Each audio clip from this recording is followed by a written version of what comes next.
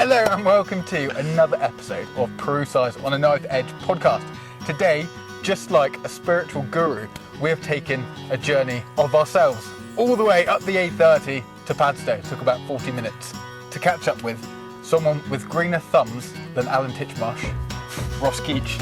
Great to have you on, mate. I thought we'd get you on because you're creating a buzz in the industry you're working in, and I'm really interested in how this began and how it started. Yeah. It's a long story. How much time have you got? Okay, so I'll start with the farm. Okay. So this is our family farm. It's been in my family since about 1850. Oh, wow. Yeah, so I'm the 7th generation to work on the farm, but I didn't go into farming from school. Dad kind of did push me away from it slightly, saying, the struggles of a farm, which we can talk about later, and how, it can be hard to make money on a farm, etc. So in Padstow, it made perfect sense for me to go into catering because, all the brilliant, amazing restaurants we've got.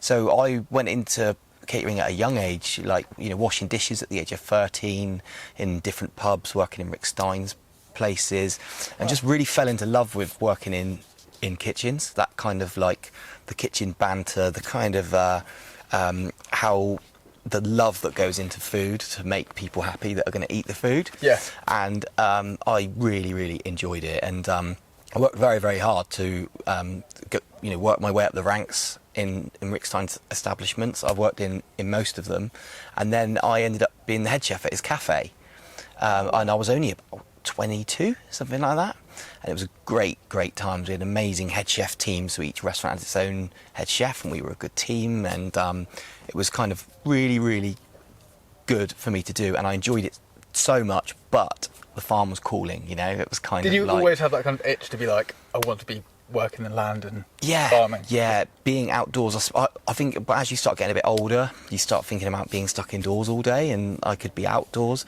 Yeah. And one of the things that was amazing about working for Rick was his love for local produce. Look at the Food Heroes programs. He did like 1 and 2, and that was when I was working for his company then, and getting all these amazing ingredients from not just all around Cornwall, but from around the country as well. Finding different amazing cheese makers, and charcuterie makers and things like that. And it was always very inspirational when he finds like a new product. And I noticed a slight gap in the market for veg grown in and around Padstow. There were a few guys that were doing it. Okay. But I just thought this could be fun to try and grow some different varieties, learn about gardening, and set up a kitchen garden. So my granddad was still alive then, and he knew a lot about gardening. Well, he was an amazing farmer, but he loved gardening. As he got older, almost like a retirement farming kind of age, he tended to his little garden, and it was all grown over. There was a couple of old apple trees that were no good in the middle of it, in this beautiful walled garden. And in my days off, and in my a split shift, when you get 2 hours off in the afternoon, I'd drive out here, help him pull up all the brambles, get it all clear, and we cleared this whole garden. Wow. And then me and him just filled it with veg, and I thought it was loads and loads of veg. But actually, it isn't for like a restaurant. So I had like 8 big rows of beetroot. And one really good story, actually, is that my granddad gave me an absolute bollocking, because basically, they would grow beetroots to this kind of size. Yeah. Way bigger than a cricket ball, and I pulled them all up at like golf ball size, and he was fuming. Oh. He was just like, why have you done that? Anyway, we got more money for the baby beetroots. It makes no sense to me. Try and work the logic of that. Why are baby micro veg smaller than big veg? Big veg just took longer to grow, been in the ground longer, used up space in your land for longer. Yeah. And that's when I started, and baby veg has kind of gone out of fashion now, I'd say. Have you noticed that change? Definitely. Like micro herbs, baby veg. I remember when micro herbs flowers came in, and it was every dish. Yeah, now I think there's nothing worse than seeing like a pea shoot on a roast dinner, kind of like. But yeah, so I started growing lots of baby veg. That was the trend. This would have been 15, 16 years ago, potentially. Yeah. And so I was growing lots of like little baby vegetables, pulling them all up at like golf ball sizes, baby carrots, different salad leaves, and I was really enjoying it. But we wiped the garden out selling to like some of the restaurants in Padstow within a couple of weeks. Oh. But because we'd grown them smaller, and because we had kind of sold out, the land was ready to get another crop in. Whereas so instead of having beetroots in your ground for 6 months, they're only in for like 2.5, 3. So you can turn it around a bit quicker. Around faster, so you've got more money for your product, and you've got an extra crop in like one season. And so I did that bit by bit by bit. Any little bit of money I made from the garden, I just squirreled away. Once I saved up enough money, I put up this polytunnel, and I went to Rick Stein himself, because I knew that my bosses would say no, and I said, I've got this idea. I really want to provide all your restaurants and some of your competitors are like as well, but I'm going to focus on you to begin with just amazing veg. And he's like, what do you need from me? You know, do you need any help setting it up and stuff like that? Because I think, you know, he knows it's going to benefit his business as well to have stuff grown just 1 mile away from his restaurants. And I said, I just need to go down to 3 days a week. If you can just let me go down to 3 days a week, I'll know if it's going to work or not. And he said, all right, go down to 3 days a week for this kind of main big bit of season, and if it goes well, you can go on your way.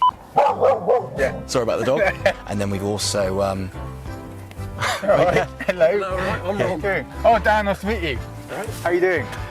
we just got to get this done, Dad. Just we've got to do something on the camera I now, know right? in a minute if you wanted an next meal. Yeah, it's over here tomorrow, but there's nothing else to cut, is there? You didn't have it in your place? Nah. It'll be all right. Yeah. Well, I think I may work my way out. Yeah, all right. Okay. Nice to meet you. See ya. So in this part of the garden now, it's kind of resting. So yeah, we put beneficial grasses in there. We've had pigs, we've had sheep. Now we've just put normal grass, which we'll graze the sheep on. We'll do that for a few years, and then we'll move the garden, which is now in that field, back into this field. Is there a reason why you do that? It's just make like soil health. You know, if you just keep taking from the soil all the time, you know, we do add Padstow sea sand. We add dung from our cows. We don't use any sprays actually. I saw that. So you just use natural. Yeah. So it's just, you know, you have to rest it unless you're really commercially growing and pumping lots of chemicals into the ground, which some people could grow cauliflower on cauliflower every single year by putting the right sort of fertilizers in the ground and the right sort of sand in the ground every single time. But the way that we farm, we would start getting like lower yields, maybe some like disease problems and stuff like that. It's just crop rotation is such a big thing in like all like farming, really. So it's just our way of crop rotating. We just stop it in one field, move it to the other for a few years, and then swap them back over. Okay. Because I heard as well that do the same again. Because of all the fertilizers and sprays being put onto the crops. Yeah. Isn't the soil quality now? Yeah, like lowering, and they're really starting. bad. But I mean, I don't know too much about it, and I don't want to like comment on things that I'm not an expert in. But they have said that they've started finding certain chemicals inside us now that you wouldn't have found like years ago because of the certain sprays that are on the food that we eat. But you know that at the end of the day, if people need to be able to afford to eat and to make food affordable, the only way it can be affordable is by mass producing. And you know, like I can't compete at all with a price of a supermarket. You know that it's just we can't get anywhere near it with. Well, I assume with this, there's a lot more manual labour involved, and hand weeding, and like for instance, in here just behind us. Rather than using sprays, we buy little beneficial wasps, and they live off greenfly. You buy wasps in? Yeah, but they're not ones that can sting you. That's good, because I'm petrified of wasps. No, so they're minute. So there's thousands of little wasps, and so rather than spraying for greenfly, we like have a subscription, and once a month in the post a little pot of wasps get delivered. That's amazing. I didn't even know that was a thing. Yeah. And then we just release them around the different polytunnels. So yeah, that's how the kind of garden has grown, and now we supply Prawn on the Lawn, Barnaby's, we supply the Pig Hotel, out at Waterley there's Zachary's, there's the Scarlet Hotel, Bedroofen Hotel, St Q Farm Shop, St Q Inn. So like some of the best the golf club places in the best foodie places in North Cornwall, really. And they're an absolute pleasure to work with, and I like to think they get inspired by such fresh ingredients. You know, it's like all the colours of these tomatoes and like the quality of the courgette flowers. They're picked in the morning and then they're dropped to you by the afternoon. And like one of the comments that I get, so we've got the padron peppers over here, is that padron peppers are grown on such mass scale now that they've lost their flavour, and because we're growing them just naturally, they've got more flavour to them. You're more likely to get a hot padron pepper rather than when they're bought from like a wholesaler and Yeah. stuff. So, yeah, I think it kind of inspires the chefs to be a bit more creative on their menus I and think stuff. definitely, yeah. When you're saying about it gets chefs almost excited and stuff when they see the produce that you're producing. Yeah. When you went away a second ago and I was here just on my phone, I had a little look in, and like you said, when I laid my eyes on the padron peppers and the tomatoes, I was just like, oh my god, they're beautiful. What would you recommend like the easiest thing to grow would be? Well, the easiest Keep on thing to top of grow, the easiest, Where you can kind of just plant it and is a radish. a radish. Yeah. Okay. I It's the like easiest thing to radishes. grow. Easiest thing to grow. Like, plant the seed in the ground. Not a lot can go wrong with them. You could thin them out slightly. Yeah. They're ready in 20 days. That quickly. Yeah. Yeah. But I'd say this, like, the advice that I give on some of my like kitchen garden courses that we do is keep making a note of what you buy when you go shopping in your farm shop or your supermarket, because some people think, oh, I'm going to grow all this great stuff, but it's not something they actually eat regularly.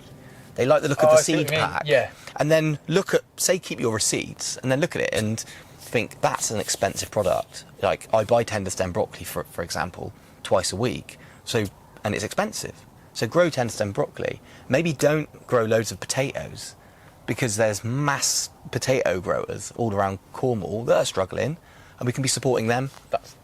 We can be supporting good them, advice, and it's a cheap product to buy, a potato, apart from the very first early potatoes. And also grow stuff that comes again. So the tender stem broccoli keeps shooting over the course of like 6 to 8 weeks.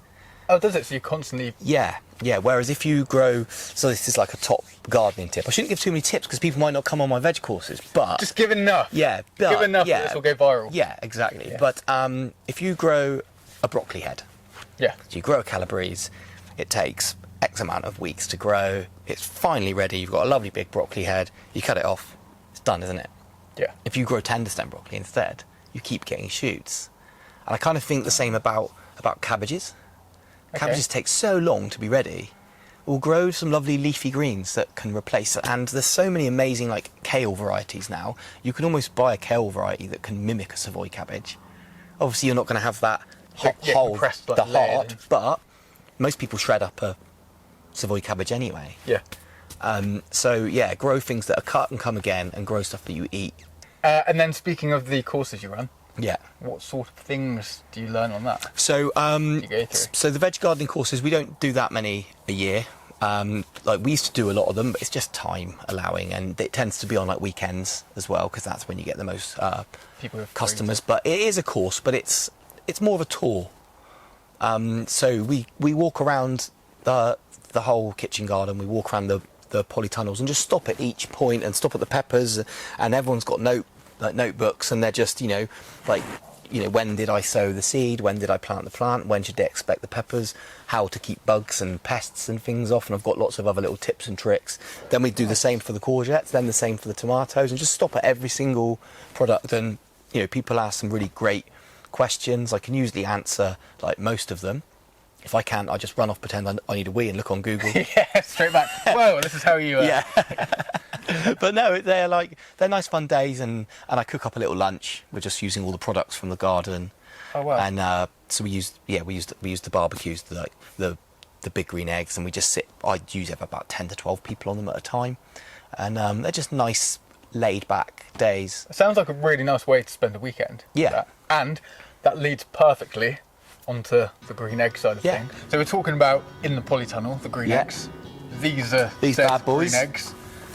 How did this part of Padstow Kitchen Garden come to be? So it's actually quite a cool story. So the chap that owns Big Green Egg in the UK bought a double-decker bus down to Padstow, and he had the top roof ripped off, and he had big green eggs all along it. So he could pull up wherever he wanted, like the barbecues, Yeah. and he could invite people upstairs and do some cooking, and people could hang out and have a beer. He could park up somewhere like with a view, and it was a really, really clever marketing idea of his, like Yeah, amazing. good And he idea. bought it at Padstow, and I'm going to say like 15 years ago or something like that. This is when they first started. Yeah. I mean, he may have been going a bit longer than that beforehand, but this is because the actual Big Green Eggs in the USA are 50-year anniversary this year. But we'll come back to that in a minute, Right, actually, because okay. I've got some good news about that. But I just got on with him really well, and some of us went out for dinner with him that night, and everybody got steaming drunk. It was like, Right. it was pretty much all chefs. And he really wanted to come and see the farm, and he wanted everyone to come out the farm and have a tour. And he's a real grafter, this guy. And he was like, let's get up really early and all go to Ross's farm. And everybody got steaming drunk, up really, really late. And I think David wanted to meet up here at about 6:30 in the morning or something. Oh. And I was the only person that turned up. Really? None of the others. 'Cause None of the chefs made it? None of them made it. And me and him just had a walk around the farm. I gave him a tour. I took him down to the creek. We picked some samphire. Like, we had a look around, and he was like, really lovely to meet you. And he went to the boot of his car and he gave me a big green egg, but it was the Mini Max. Oh, yes. And he gave it to me as a gift, and he was like, I wanted to give you something anyway, but seeing as you're the only one that could actually get out of bed and turn up, you know, I want you to have this. I want you to learn how to use it and experiment and learn. And don't get me wrong, I had some disasters on it when I first started using it. You know, I had no training in it at all.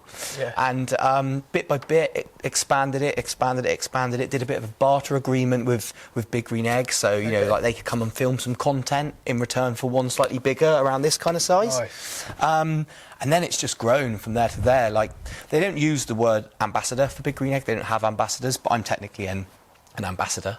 Are you kind of them. like a friend of the brand? Or just So you know, I've written loads of recipes on their websites for them. I've worked at festivals for them. I train their dealers, so they've got loads of dealerships around the country, and they bring them all together twice a year.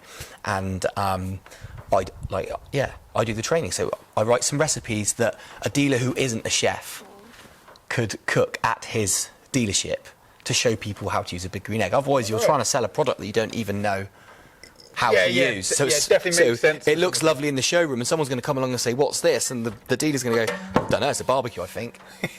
You know, not to explain all of the really cool things about them. You know, I won't go on about the Big Green Egg that much because I could talk all day about Big Green Eggs. So, I've often thought we're Yeah. currently now trying to hopefully get a house sorted, and it's stressful adulting. I've been looking at these. Yeah. What are they like to cook on? Because Well, they're they amazing. hold temperature really well. They can hold temperature really, really well. So basically what I do so I do advice for people like yourself as well, and then I can sell you an egg. And if people buy an egg through me, they can come on my Big Green Egg course, which is held in this barn, for free of charge. But it's a mega day, so it's £200 per head. But when you arrive, you get a breakfast cooked with everything from the farm. We cover low and slow cooking, so I get up here about 5 a.m. and get a low and slow pork joint going at like 100 degrees. So when the guests Is that what arrive, you were doing the other day, right, yeah. And then we do pork chops with a tomato salsa. We do scallops with garlic butter. We do mussels and clams in a Thai curry and a Dutch oven on the egg. And each time we're setting the eggs to different things, and we talk about the temperature regulation. Yeah. And nearly everybody who's had an egg, even for like 5 years, the first thing they do is light it wrong. So we go through lighting an egg, do's and don'ts, how the different attachments work. We even cook. Everyone gets half a lobster each as well. I'm trying to think what else. I only did it on Sunday, but my brain's a bit Big Green Egged out because I have like event after event after event. And then at the end, we pull that low and slow off, and we slice that up and we serve it with a salsa verde, some potatoes, some vegetables from the farm, and booze is included as well. So people are having wine, Tarquin's gin and tonics and stuff like that. So it's a really fun day. Take advantage of the free. So I've free got a booze. really good story about it. One of the first courses that I'd done, before we had it as fine-tuned as this, some friends of mine who are all older guys who should know better, they're all retired, and they came on the course, and the night before I saw them all in the pub, and they were making jokes, "Hey, you shouldn't be here, you've got that course tomorrow." And I said, "I'm only having 2 drinks, like, I'll see you tomorrow." And they'd had enough to drink, you know, they were like... They were there. They'd been playing golf all day, and they'd had a good old time, you know, and so they all turn up a little bit late the next morning. They're apologising that they're running late, and they're all hungover, but they're trying to get on with the day. And so really early on in the day, they're like, "Do you mind if we all just get a beer? Just need to like take the edge off." And I'm thinking, it's only 11 o'clock, like 10:30 at 11. And anyway, they wiped me out of beer, they wiped me out of gin, they wiped me out of wine, to the point where I had to jump in my car quickly, drive back to Bin 2, which is our lovely local wine bar down in Padstow, gonna get more wine, come back. By the time their wives come to pick them all up, they're hobbling to their cars. And the best bit about the story is they all had to come back and do my course again because they couldn't remember the day Oh probably. my god. Yes, they paid for it, and 3 months later they all come back on it again. Do it because again, and they turned up and they were really sensible, and they had tea and coffee, and they didn't open a can of beer until like 1:30, 2 o'clock in the afternoon, you know. And they all left. paced themselves They left up. there very sober and had a great day. So we run those courses, and then we run all sorts of different events on the Big Green Eggs as well. And as you can see, I've got a lot of Big Green Eggs. Oh, when I came around the corner walking up here, I was so shocked by how many you've got, and Yeah. the setup is So these incredible. are all out because we've been doing all these events. But obviously, not only should you not keep them out. Well, you can technically keep them out all the time, especially in like your back garden if you're going to use it a lot. But sometimes these ones, because they're not my ones at home, sometimes they might not get used for 2 months. So you know, tonight all these get put in the barn, all shut and locked up and put away, so they stay looking nice and new and clean. Yeah. Cleanly, like they are now. But back to the sales pitch. Proceed. So you get the Big Green Egg course when you buy from me. I can give you advice on it as well. And ceramics, lifetime warranty on all the ceramics. That's the main bit for me. So there are competitors, which I won't even name. Yeah, I guess you have to be careful on this. Yeah. There are competitors who, it's a good product. Yeah. Some of them are nearly as good. Some are rubbish when they're really cheap, and but they don't come with lifetime warranty. And ultimately, something goes wrong. Because there's more bits of ceramic inside. There's a fire ring, you know, and there's a fire bowl, and there's a convector, all made out of ceramics. It is quite easy to they're not meant to break because of heat. It's some of the best ceramic technology in the world. Like, it's from the ceramics from Mexico. Oh, wow. It's from the same factory where like NASA have their ceramics made, you know. So it's high Like, grade. I've had one of the extra larges sit on like 95 degrees for about 16 to 18 hours before. And then also you can use them as barbecues as well. You know, it isn't all about the low and slow cooking. You can get a rotisserie for them. Really? Yeah, there's a rotisserie, and you know, most on the Big Green Egg website. They're on my website as well. The recipes, the rotisserie ones are mostly my recipes as well. And there's always new attachments coming out. So each like Christmas, it's a nice Something thing to else like to- add to the list. Are you trying to sell me one now? Yeah, I am. Yeah. I am. It's working. I don't think my girlfriend would be too happy if I don't know how I'd get that in a car, but they're very, very nice. So also on a few occasions, we've spotted you on telly. What things have you worked with? Off the top of my head, I can't remember all of them. I remember like I've been on with Nathan Outlaw before. Oh, cool. That was one of my first ever times. I've been on with James Strawbridge, What did you work with? the Hungry Sailors. Is that when they sailed through? Yep, Stopping off in different places and they and- come down to Padstow, and it was a really nice day actually. James came up here and did some filming, and then him and his dad cooked up a feast, and anybody that helped supply. So my friend Johnny Mert, the fisherman in Padstow, he supplied the lobsters and crab. I supplied the veg. Another farmer supplied some meat, and we all got to go on the boat. And James's Wow. dad cooked up a big feast for us, and that was really good. So that was one of my other times, and I've been on Country File and Saturday Kitchen. It's been really good for publicity. Amazing. You know, really, really good. It's like something that, you know, it kind of goes through phases. You kind of get like everyone after you for like one summer, and then you don't hear from a company for like 2 years, and then they're after you again. I suppose it depends. You got to be looking for a kitchen gardener that was a chef in Cornwall, haven't you? You know? Yeah, it's quite specific, isn't it? Yeah. And then speaking of TV, Borage. Borage. I think she's in shot on the camera. Yeah.